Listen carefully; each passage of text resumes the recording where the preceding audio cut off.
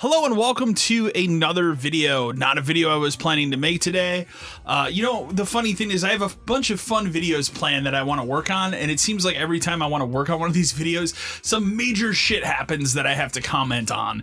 And thus is the case with today's video. You've already seen the title of the video. You've already seen the thumbnail.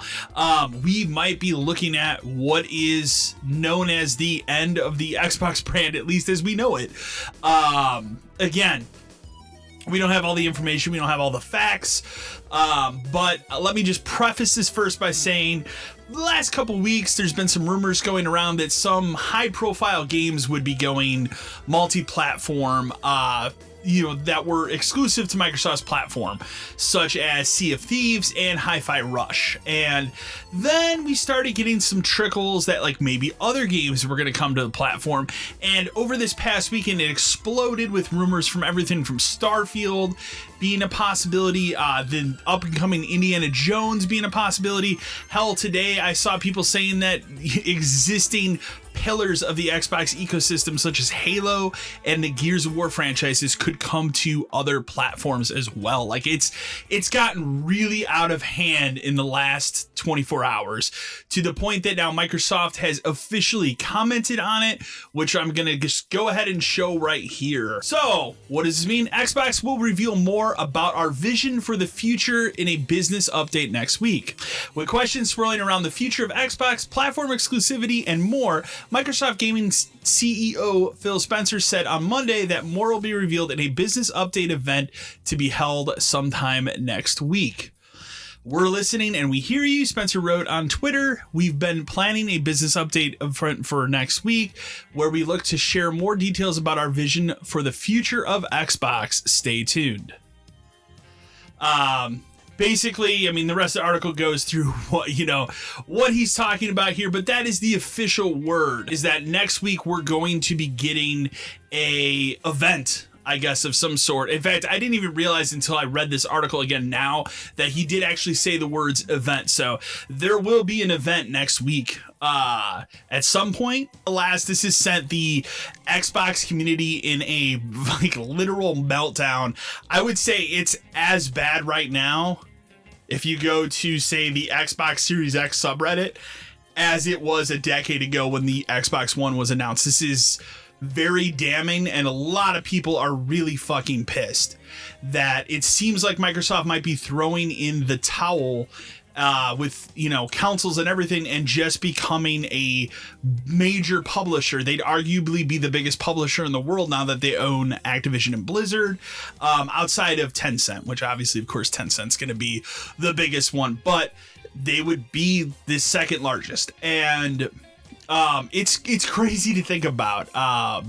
And while people are pissed, people are throwing fits about it on the internet. I saw one post where some guy said he was going to throw this brick through Phil Spencer's window, and it's just a picture of his fucking Series X. Like, people are pissed as fuck. And let's be fair, I think people have a right to be pissed in some sense. I mean, this is kind of telling people like, hey, the future of this brand is in question, which when I look at it for me personally, I go, okay, what's going to happen if they say, fuck it, we're just a publisher now, and I can't, we get around to the next generation. It's like, what about all my digital purchases? What do I do?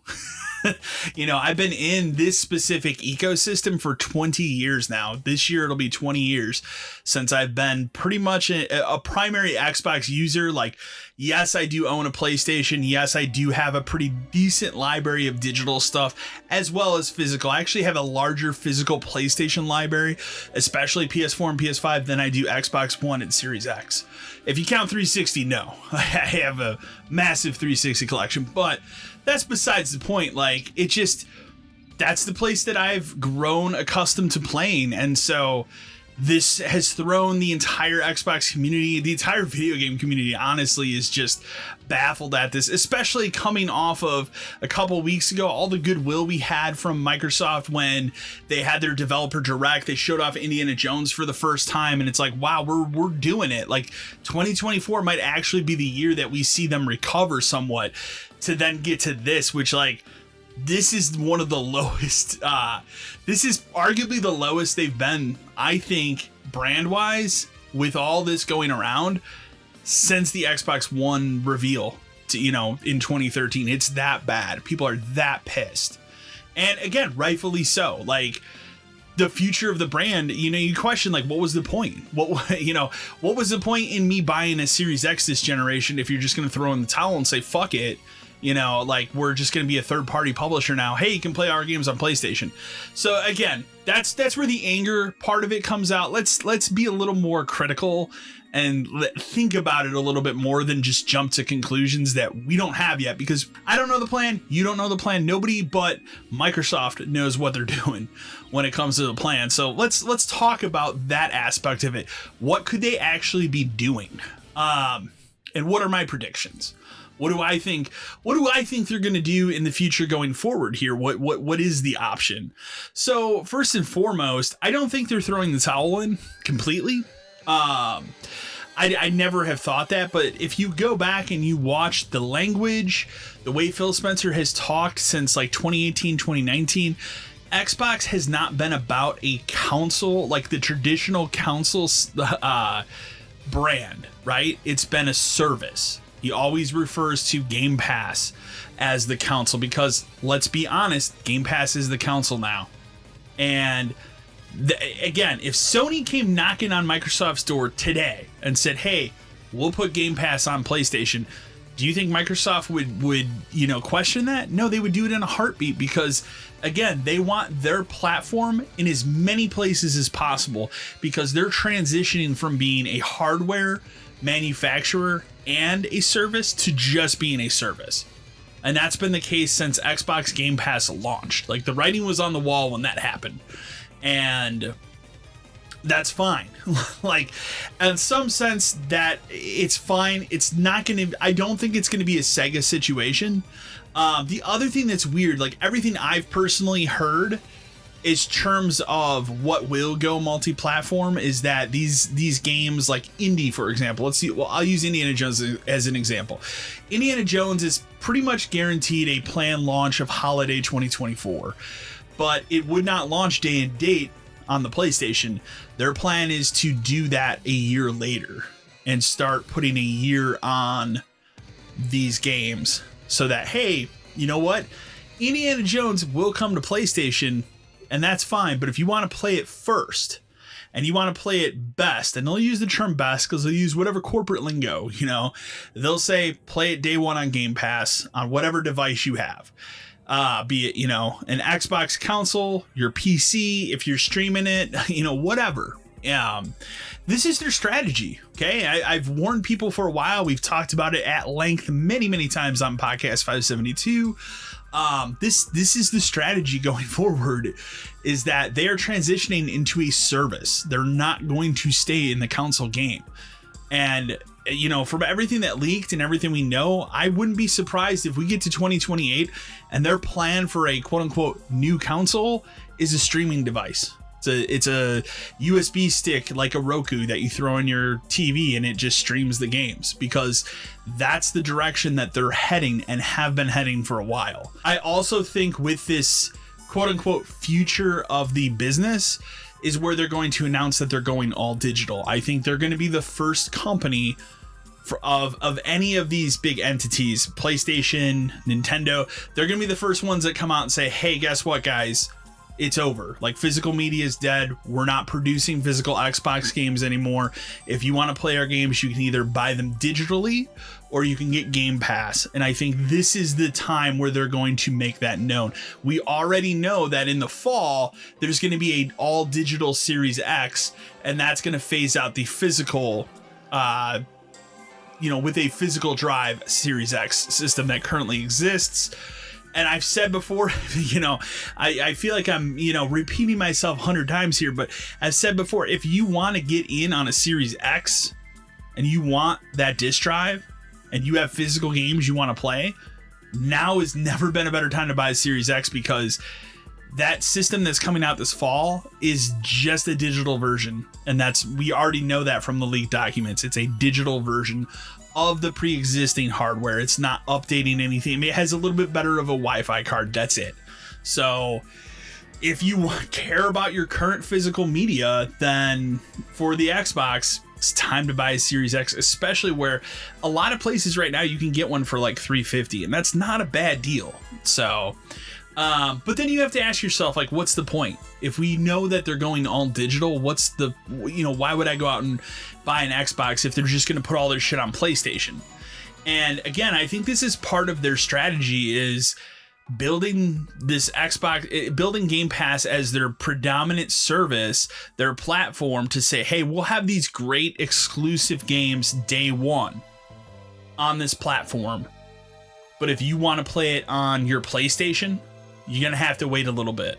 Now, where it gets sketchy, we'll say, specifically is going to be pillars. And what I mean by pillar franchises like Forza, Halo, Gears of War. What's going to happen there? Do they just start shoving those games out on PlayStation or Nintendo, what have it? I don't think so. I think future games likely have the opportunity to be put out. But I don't think, and I could be wrong, I might shoot myself in the foot a week from now when they announce all this stuff. I don't know. But there's an opportunity here that maybe they will, but I don't think they do. I think they hold those as true exclusives to the platform. Because again, they have to have a reason for you to sign up for Game Pass than just simply, oh, you can play these games now, instead of waiting an additional year. Or a lot of gamers like my age, they're going to wait. And they're going to say, I'll just wait another year and I'll play indie when I can buy a physical copy. This all begs the question, the bigger question I have right now is, what is Sony going to do? We don't even know what Sony's future plans are, right? Like, they just had their state of play. I didn't make a video on it because I don't think it was like that big of a deal. I mean, we got an incredible Death Stranding 2 trailer, but then the announcement that it's a 2025 game. So we're still waiting another year on Death Stranding 2. And that's been kind of, Sony's marketing campaign has just been like, I think Dan said it best on podcast 572, wish list now, wait now, and just keep waiting. The games are coming. We're working on them, but just keep waiting.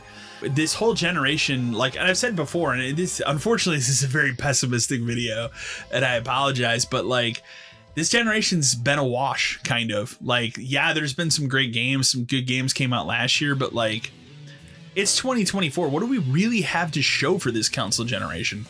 Like, we have some decent sequels to great games that from last generation, but that's kind of it. Like, we don't have any big, like, again, I really enjoy Starfield, and a lot of people too, but even that is a struggle for many people to say is like a true standout of this generation.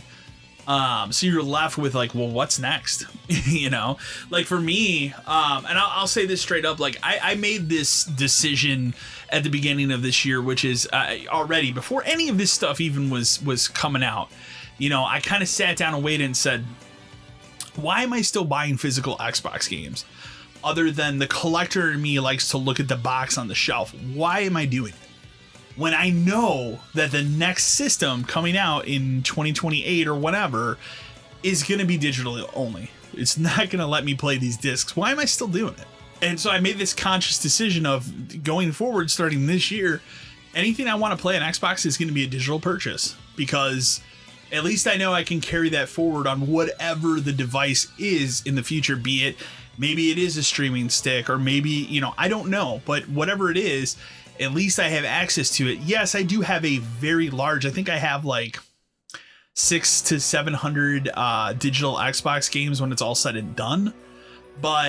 And that's a pretty large library of stuff for over 20 years. But again, I also have a very large physical library of games that just aren't going to work on a digital system. So my process here was like, all right, anything I want to play on Xbox will be digital. If I really want the game as a physical copy, I'll play it on PlayStation, because I still feel like PlayStation will have a a way to play physical discs the next one, because they've already proven, right? Like with the new slim version that's out there, they're still selling an optional disc drive. I don't think Microsoft's going to do that, especially with them pulling games off of shelves. And I will straight up say, like, I was in a Walmart this weekend. The rumors that you've heard about Starfield being pulled, that's true. It's gone. You can't buy a physical copy of Starfield in a Walmart anymore. It's over. So, yeah, it's wild. It's crazy to think about what the future is going to be. It's definitely had me go like, I don't know, man, when it comes this time around next time to make those decisions, maybe I don't buy whatever Xbox is doing and I just get a PlayStation and I wait and see what they do. You know, like it's a weird situation. I don't really, this is not the future that I was thinking we were going to get I didn't think we were getting it this soon. Let's put it that way. And again, this is all speculation. We don't know what the plan is. The only people that know the plan are Microsoft. So this video might age incredibly horribly in a week, or this video might be incredibly timely. I have no idea. So, but yeah, I mean, I already made that decision this year. I mean, I'm playing Like a Dragon Infinite Wealth on Xbox. I bought that digitally. Next games that I'm covering on the channel, like Final Fantasy VII Rebirth. I kind of want to look at that Unicorn Overload game, and Dragon's Dogma 2. Those are games I would like to own physically. So those will be PlayStation games. I mean, Final Fantasy I can only play on PlayStation, but those are going to be PlayStation games. And then even after that, Stellar Blade is now out, April 26th? Like, I'm looking at it and going, I don't know what my next Xbox game is. Like, you know, I guess maybe it's indie, like, but like, I'm sure there'll be something third party, but yeah, like, I don't know. I really don't know what it is. So, yeah, I'd love to know in the comments below what people think. Like, is this truly the end of the Xbox brand as we know it? What do you think their plans are? What do you think they're gonna do? Are you pissed as maybe an Xbox owner? You know, what do you think about it? I'd love to know. I will say ahead of time here, like, this topic is gonna dominate the next episode of Podcast 572 when we record it. I know it is already. I mean, this is an industry shaking thing. So again, leave a comment in the comment section below. Remember to like, share, and subscribe to the channel. And until next time.